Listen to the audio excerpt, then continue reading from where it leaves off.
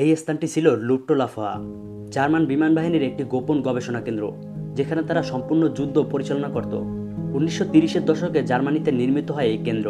এখানে অনেকগুলো ভবন ছিল, যাদের ডাকনাম ছিল হোয়াইট হাউসেস। এই ভবনগুলো দাঁড়িয়েছিল এক একটা গবেষণাগারের নমুনার মতো। প্রতিটি ভবনের ডিজাইন ছিল আলাদা, ভিন্ন ধরনের উপকরণ, বিন্যাস আর ভেতরের কাঠামোগত শক্তি দিয়ে তৈরি। এই ভবনগুলো বসবাসের জন্য নয়, ধ্বংসের জন্য তৈরি করা হয়েছিল। প্রকৌশলীরা এখানে বোমার বিস্ফোরণ আর ধাক্কার প্রভাব পরীক্ষা করতেন। তারা প্রতিটি ফাটল, প্রতিটি ভাঙা দেওয়াল, প্রতিটি কাঠামোগত বিপর্যয় রেকর্ড করতেন। উদ্দেশ্য ছিল দুটি: একদিকে জার্মান সামরিক ভবনগুলো আরও সহনশীল ও মজবুত করা, অন্যদিকে শত্রুদের ভবন কিভাবে ভালোভাবে ধ্বংস করা যায় তা শেখা। এসব ছিল কেবল সাধারণ পরীক্ষা নয়, এগুলো ছিল সিভিলিয়ান শেল্টারের প্রোটোটাইপ, যেগুলো সরাসরি বোমার আঘাত সহ্য করতে পারবে।